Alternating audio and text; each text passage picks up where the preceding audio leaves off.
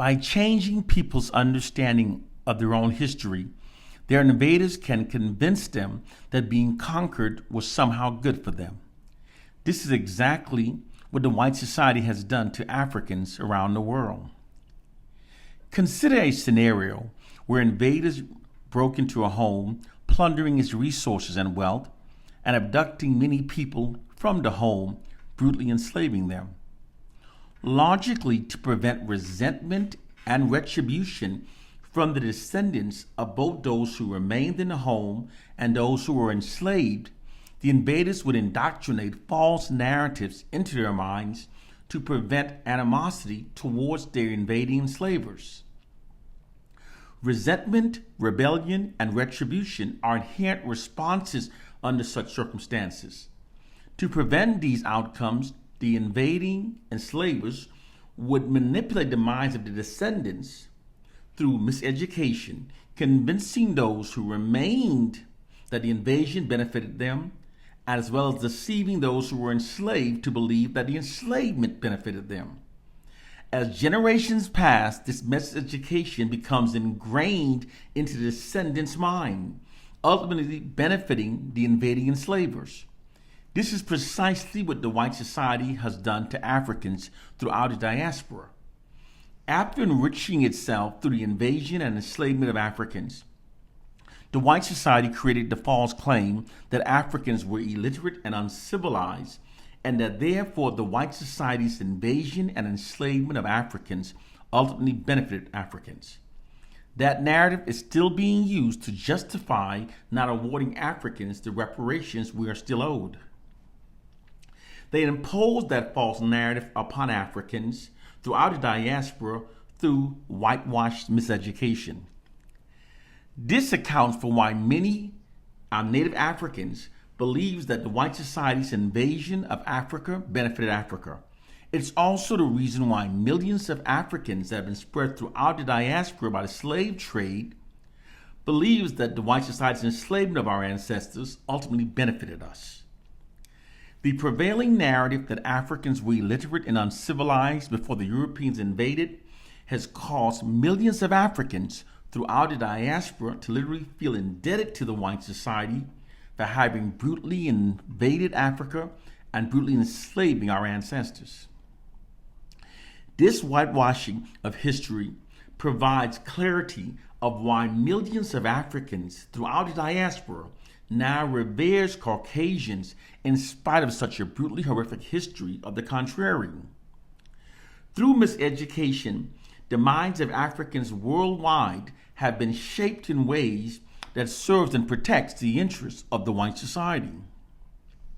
Regardless of how intelligent people are, if it's possible to control the input of information that are fed into the minds of people, it's entirely possible to control what they will believe and how they will think. White oppressive forces exploit their monopoly over the information that are systematically and repetitively fed into the collective minds of Africans to shape our minds in ways that benefits the system of white supremacy. And millions of us have totally normalized it. The narrative that Africans were illiterate and uncivilized is totally false. Long before the Europeans invaded Africa, it was Africans, when we call ourselves Moors, that civilized Europe. The Moors of North Africa brought science, philosophy, architects to Europe. The University of Timbuktu in Mali is older than any in the Western world. It had over 25,000 students during the 12th century and a library of over 700,000 books on subjects like medicine, law, poetry, astronomy, mathematics. The world's first encyclopedia was written in Africa in the 4th century, more than 4 centuries before Europe produced its first one. All of Greece's scholars were educated by Africans. Africa is the home of the world's oldest university, library, manuscript, encyclopedia, human prosthetic, mathematical tools, medical journal. The world's oldest standing kingdom is in Africa. The Great Wall of Benin is recognized in the Guinness World of Records as the world's largest wall. It is 4 times larger than the Great Wall of China. Africans were the first to build in stone, smelt metal. Africans introduced science, writing, mathematics, philosophy to the world. Africans invented the wheel, paper, calendar, the 24-hour clock, the 365-day calendar, leap year, organized labor, surgical instrument, astronomy, medicine, solar calendars, paved roads, and government. Africans also introduced the daily bath to Europeans. Queen Isabella of Spain bragged that she had only bathed twice in her whole life. Queen Elizabeth I claimed that she was the cleanest woman in all of Europe for reportedly bathing once a month. This non-bathing tradition only stopped when the Moors, we Africans, introduced the daily bath to Europeans. History has been whitewashed. The monumental building achievements of Africa's ancient Egyptians also prove that we Africans were not illiterate and uncivilized. The white society prevents this awareness by concealing all scientific fact, irrefutably proving that Africa's ancient Egyptians were in fact Africans.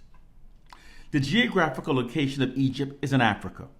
Radiocarbon dating testings have scientifically proven that the ancient kingdom was built by Africans many thousands of years before the arrival of the first Europeans and Arabs during the 7th century.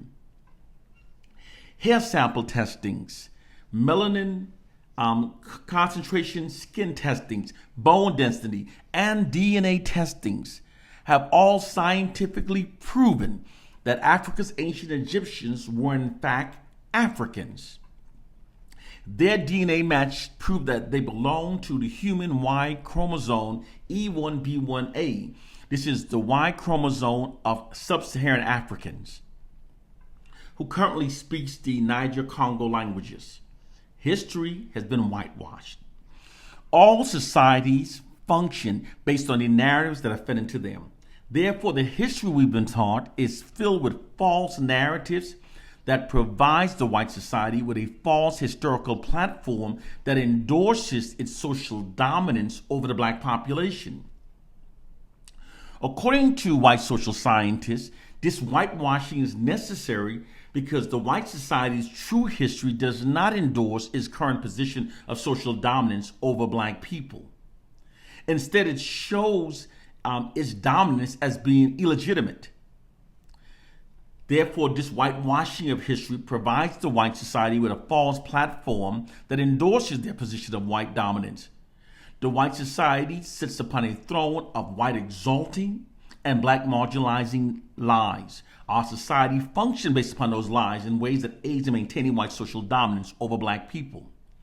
Through this whitewashing process, the white society has also manipulated millions to believe that black people are the leeches of society that haven't contributed much towards the building of civilization. They limit our achievement to sports and entertainment. But in reality, despite cultural traumas wrought by the injustice of white racism and slavery, most inventions that have revolutionized the world were either invented by black people or were directly inspired by early inventions made by black people. Without black people, there'd be no motors, no automobiles, no airplanes, no helicopters, or skyscrapers. Black people invented the elevator, the fire extinguisher, the fire escape ladder, air conditioning, and heating systems, which are essential in order for people to live or work in skyscrapers. Without black people, there'd be no internet, no cell phones. We wouldn't have camera or microphones on our cell phones. There'd be no accurate weather forecasting systems, no cataract laser removal scope, no GPS, no hearing aid, no touch-tone phones, no caller ID, no home surveillance security systems, no home game cartridges. The hidden true fact is that black people have enriched the lives of every person on this planet through our many inventions. But this is not the narrative our society functions based upon.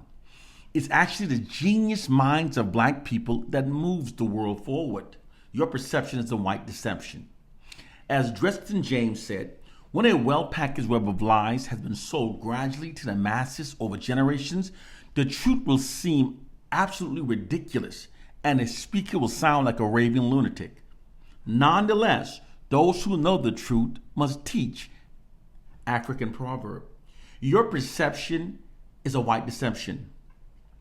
The ability to distort the perception of reality is much easier than most people realize.